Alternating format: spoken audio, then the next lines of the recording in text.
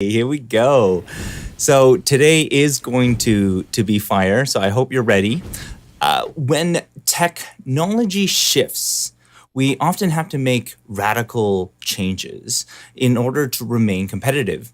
And so here are four prerequisites to successful feedback that ensure that your team feels heard, respected, and dignified. And that's a really, really important thing. We want to make sure that everybody on your team feels like they're on board.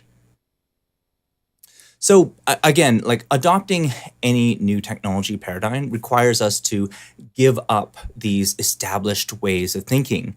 How we deliver this news or this feedback is as important as the feedback itself.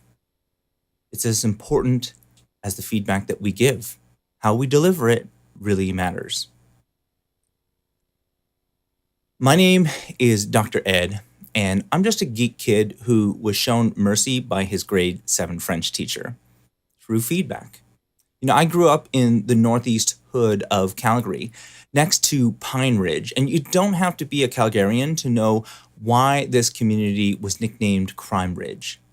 Creativity got me out of my slump and led me to my doctorate in computer science. And a lot of feedback also led to that doctorate and over 15 years in educational technology. Now, I'm here to give back as a speaker and a diverse decision making coach to innovative school districts and cutting edge organizations. You see, I was first exposed to social AI when a video of my UX research or my user experience research became one of the first viral videos on YouTube in 2005. That's when YouTube first started. And a lot of the feedback that I provide to you in this channel is just about how we can better prepare not just for regular audiences, but for the audience of AI, who is the gatekeeper of attention these days. And this is not easy. And I want to tell you a few stories of instances where I was humbled by learning that the feedback that I had given did not get interpreted the way that I was expecting. And if you have similar experiences, let me know. Of course, this is a live chat, so I want to hear what are your experiences? Have you ever experienced anything like this as well? There was a time where I was serving as a research manager, and I had some postdocs who were working with me, and we were talking about a study that they were doing, and I was suggesting some improvements of like just giving some feedback. And it was interesting. Like I was thinking I was just giving some feedback about like the text, the document, the core elements of the study. But later that afternoon, we had another session with the HR team where people would just write down like things about how they felt about receiving different types of feedback. It was perfect timing.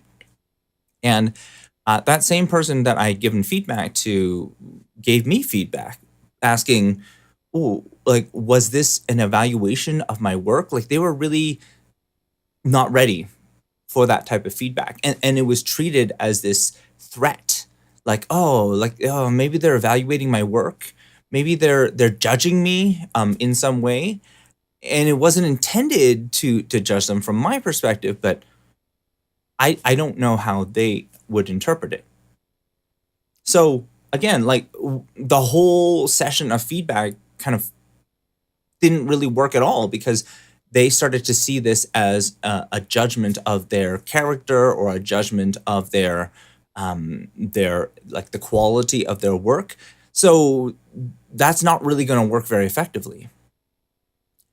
A more recent story was many of you know that like my background, I've actually done quite a bit of copywriting. I was hosting the Copy Academy for quite some time. So we hosted like different copywriters from all around the world, some of the best copywriters out there. And so I'm used to giving copywriting feedback. And so we were doing this session on speaking, and so there was a speaker's core story where I was giving some copywriting feedback. I was saying, well, I interpreted this a little bit differently, like the numbers kind of threw me off, those kind of things. And I was thinking in my own head that I was giving that person really good copywriting feedback, like that would make it easier for others to understand. But the reality was, I was really just doing that for my own ego, right? Like I was thinking like, oh, maybe I'm better than everyone. I know more than other people. But the way that it was interpreted was totally different. That speaker was asking, are you trying to rewrite my story? Are you telling me like what my experience should be? Like, are you trying to like tell me who I am as an individual? Has this ever happened to you? Have you ever given feedback and it totally doesn't go the way that you were expecting? You know, sometimes the opposite happens. Like, let's give you the example of not responding to someone. So, like, say somebody sends you like a message, and you don't respond to them for like a day or two. Like, what tends to happen? It could be like you are really busy, or there's stuff going on in your life. But how does it get interpreted from that other person's perspective? Like almost always, like 9 times out of 10, they actually think the worst thing possible about you. You hate them, you neglect them, you don't care about them, like all of those kinds of things. Like this, has that ever happened to you? Have you ever not like given feedback to somebody or not given feedback, for example, and they assume the worst about you? So there's a common theme of issues, all of these issues that I mentioned, is that when the emotions run high, we put ourselves into a creative prison. We put ourselves into a creative prison whenever the emotions run high. And I speak a lot on creativity because I feel like creativity relates to feedback, it relates to your competitive differentiator, it relates to what are the options? What are the options on the table? And really, when you're in a creative prison, it only has two options, right? What are the two options? Well, the two options are I either accept. Oh, no, I don't want to use red for that. You either accept or reject your feedback, right? So I'm going to use green. So I have a choice. I'm either going to accept the feedback that you have, or I'm going to flat out reject it. But this is actually a fool's choice, both of them, because if I accept, I'm blindly taking orders without knowing why we're doing them. And that's going to lead to implementation errors, like problems with the implementation, right? Because I don't understand what was the intent, what was the whole purpose of following this direction. I didn't understand it to begin with because I was all like high on the emotions. I wasn't even listening carefully to what you had said. So you're definitely going to get implementation error. And that can be worse than like somebody who's like, yeah, I agree, but then they get it all wrong. This is why they weren't listening to the rest of your conversation. They only heard do this, and so they're doing it, but they don't understand why. And then the other option for them is to reject. They can say, "Oh, I'm just going to ignore the feedback," and what that leads to is just making the same mistakes over and over and over again. And so, where did we go wrong? where did this like giving feedback not work out? So the mistake happened before we gave any feedback. It happened before. And that's why we call this the 4 prerequisites for successful feedback. People don't care how much you know until they know how much you care. And if our brains, hold on a sec. Where is my brain? Come on, give me the brain. Oh, there it is. Oh no, there it is. Okay, so when our brains are not ready for feedback, the information is going to be passed to our animal brain.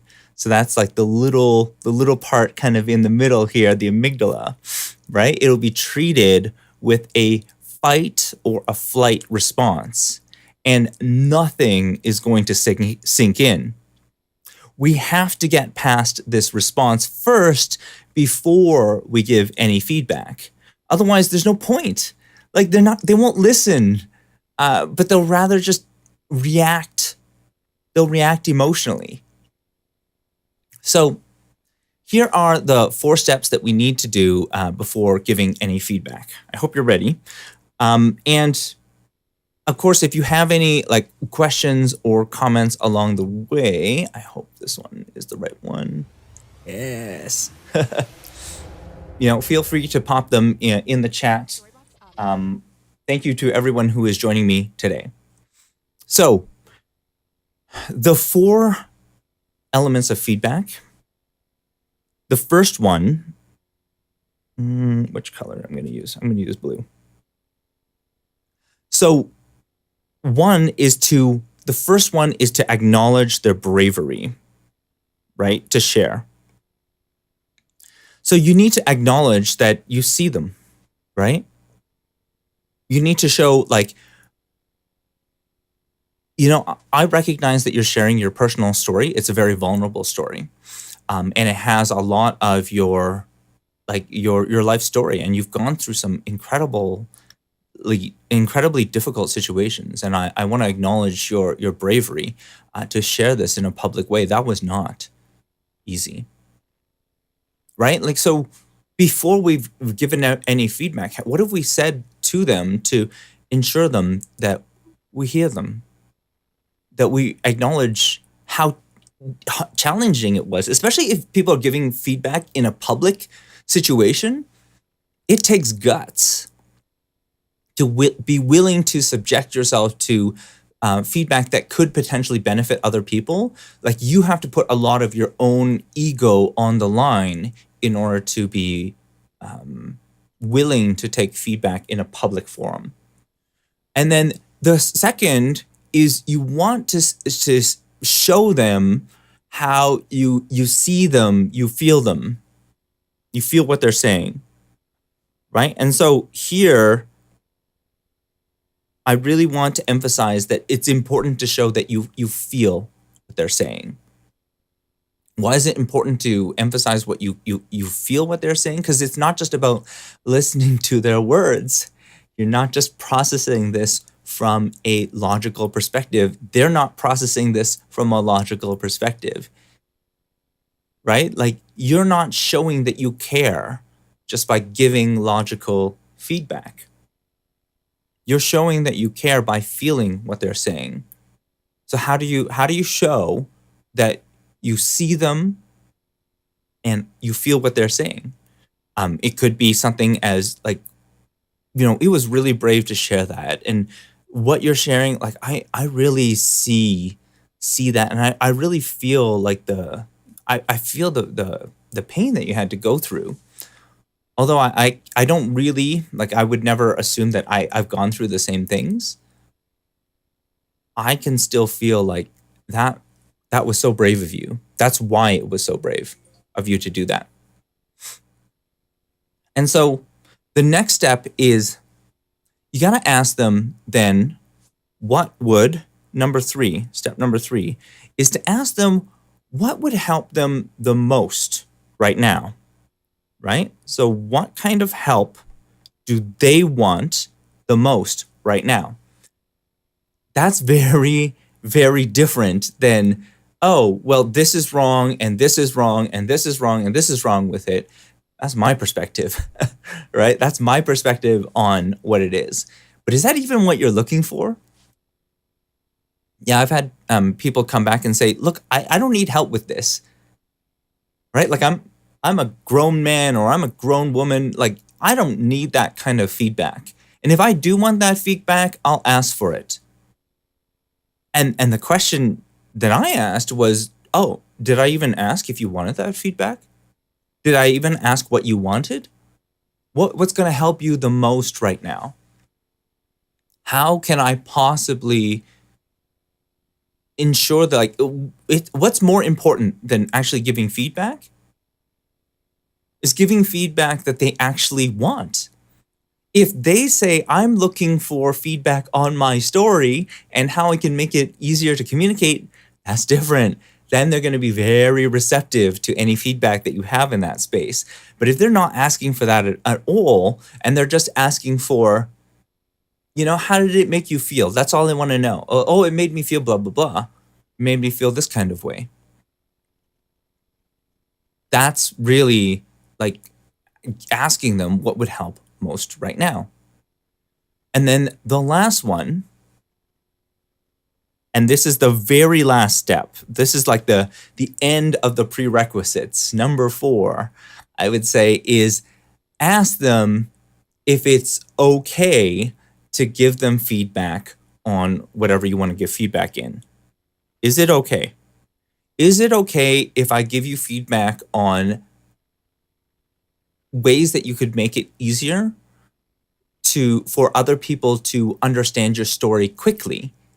Is it okay if I give you feedback on the way that you could communicate this study so that other people, like the stakeholders who are listening to it, are going to be receptive to what you've done? And this is the key. This is the emotions running high, right? They're going to get into either like fight or flight. They're going to say accept those blindly, those suggestions, or they're going to go flight, which will be like, no, I totally reject them and I won't do anything about them. So then what was the point of giving the feedback in the first place? Don't give it. There was no point, right? Like they're not gonna use that feedback. And so start with that heart, right? Start with their self, like know what they want. Avoid that kind of fool's choice of saying, oh, either or. You either have to take my suggestion or you have to reject it. That's not how it has to be. Acknowledge that they're smart enough to clarify and know what they don't want, right? So this is the key, is sometimes they really don't want feedback on a particular aspect. They don't want feedback on their story. They don't want this. They don't want that. Do you know what they don't want?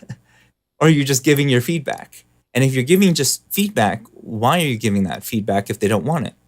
Is it because it satisfies your own ego? Does it make you feel smart? Does it make you feel like you have more knowledge than other people? Sometimes that's the case.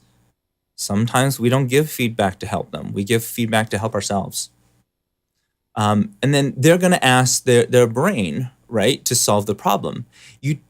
And this is one of the things that I would encourage. So there are different approaches to this.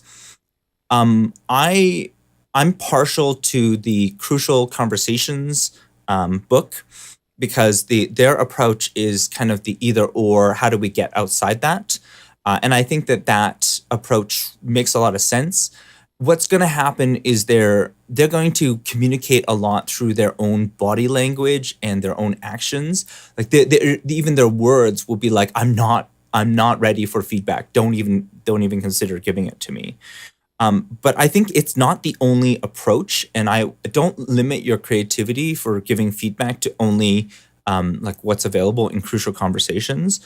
To me, I actually think that you can benefit a lot from the coaching realm.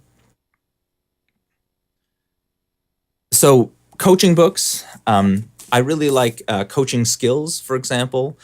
Jenny Rogers, this book is phenomenal in terms of like giving people coaching. And it really starts with like what are their goals? Where do they want to go? What do they see as like the outcome? Okay, great. So what steps have they taken so far? What's worked? What hasn't worked? Like you haven't even asked those, so you don't know if your feedback is going to be good. Like you're just shooting in the dark when you're giving feedback. You're not coaching that person. You are like basically giving a little mini speech about yourself. Another is like therapist into coach. So there are different approaches, and I think that this is interesting because it like therapy is like very much the emotional side. Like go and talk to me about like what you're going through. Talk like build up that skill. But I think that it's not just the therapy side. It's actually you're trying to move them towards some kind of action. Ultimately, it is the coaches have clients, and if the client has to be the one that takes the action, and if they're not motivated to take the action, you've failed as a coach. Like, if there is not a positive action that it moves towards, you are not going to get there. So really, it is about your ability to. You're in a conversation, but you need to be able to extract yourself, like step outside of the conversation, to be able to have the right kind of um, the right kind of perspective on what's being provided. This isn't about you; it's about the other person. And so, what does the other person need? Is it that they need like do they feel that their safety is at risk? Are they getting to the point of like a fight or flight response? What is the mutual purpose? What is the mutual respect? Does that person feel respected? And it's very important to like acknowledge that like and apologize if we're giving feedback that isn't appropriate. Recognizing that gap. And of course, you want to be able to use the like essentially it's about diversity, right? So creativity is all about giving diverse opinions and having contrasting types of skills that help to fix these types of misunderstandings. Like I didn't intend to, or I didn't mean to tell you this. It's very hard to read those kind of things, but and then you can explain what you did intend and what you did mean, because like at this point we've made a mistake, right? And we need to backtrack a little bit in order to get back to this mutual purpose. Like that's what happens when we fall off track, especially in the crucial conversations. So crucial conversations, coaching skills, coactive coaching is another one that I encourage you. And so that's the key that I wanted to cover today. But before I go, I want to tell you about why I'm passionate about technology. Technology for me is just how you serve people at scale. And knowing what you scale helps you stand out in this sea of features and competitors. And you want to care about this because when we do this wrong, our offer becomes a commodity. And especially with AI, more and more stuff is going to become a commodity. And so you want to take this seriously because every organization that fails for the same reason. They fail to compete. And if you don't innovate, it's just a matter of time before others catch up. And not just others, I'm talking AI catches up. And if they catch up, it's very easy to fall off course and to follow the leader. And then you head towards this vision that's not yours. You'll be working towards the vision of your competitor.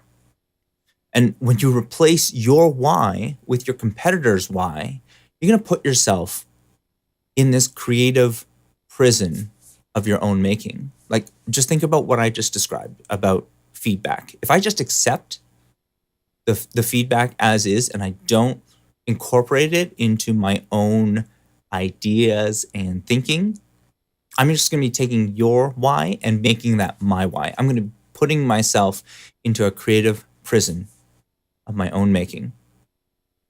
But you don't have to worry about that because I coach change leaders to get out of creative prison by speaking on the fundamental technology first principles, positioning your offering as high end and high ticket, and finding and attracting your ideal clients with a camera presence that separates you from everyone else on the market. I'm not just talking about separating you from other people and distinguishing you there. I'm talking about also distinguishing yourself in front of an AI or an artificial intelligence, which controls attention. And so I'm launching an advanced course on May the 24th called Camera Presence Creator to position your videos for both your ideal prospects and the social media AI that controls attention. You can learn more about it by scheduling a call with me or one of my phenomenal geniuses at aiparenting.live/meet. You can pick a time and you can lock it in right now. But before I go, I want to give you a gift. So if you just head over to aiparenting.live, you sign up for the email list. I want to give you a free PDF that explains some of those core principles that I'm talking about today. One of them is this notion of screen time for parents. So it's about how to move from sedation to relation and ultimately to creation. How are we using screens? How are we using technology? This principle of sedation, relation, creation is fundamental, not just for parenting, it's also fundamental for businesses. It's fundamental for most of even adults, how we use technology. And I feel that when we start to measure this, when we measure how we're using technology, then we can start to improve. And so that's what this is like a tool for measurement. And I'm going to provide that absolutely for free. All you have to do is you have to go to AI Parenting, scroll to the bottom, sign up for an email list, put your email in there, and then that's what you're going to get. You're going to get that free of charge. And I want to give you your first consulting session absolutely free of charge as well. So you just go to aiparenting.live/meet and then pick a time. And we're going to be providing you some tips about, let's take a look at your site. Let's take a look at what needs to be improved in terms of SEO, what could be improved in terms of even preparing it from an AI perspective, like what AI, what systems are out there. How can we make sure that this is an AI that I as a parent would feel comfortable exposing my children to? And so this month is Asian Heritage Month, and I'll be talking a little bit more about my own experiences growing up here in North America, and I'll be sharing a little bit more about the different perspectives that I bring to diversity, equity, and inclusion. And I think that now more than ever, this is becoming a crucial conversation that we need to have, because it doesn't just affect things like employment and how we work with other people, but it also affects all the same AI systems that we've been talking about. And the reality is all the biases that we see in society today also appear and are baked into the data that is used to train our AI systems. And so I'm very concerned about where things are headed, and I do feel that we need advocacy. Like I see AI parenting as like the union, like the union for the people who care about other people and don't want to see us all replaced by AI. Don't want to see us move towards progressive unemployment, where our skills become less and less relevant over time. I very much believe in people. I very much believe that we have a lot to give, no matter how good technology gets. And I believe that if we don't understand a little bit about how technology works, we're going to have a hard time competing, and we're going to have a hard time seeing what our niche is in the marketplace. And so that's my time for today. I want to thank you so much for listening. And I want to say that my name is Dr. Ed. I'm just a geek kid who was shown a little bit of forgiveness and mercy from his grade 7 French teacher. And I'm honored, I'm privileged, and I feel a real duty to provide service to you and to help you to a higher degree. Thank you. I'll see you next time.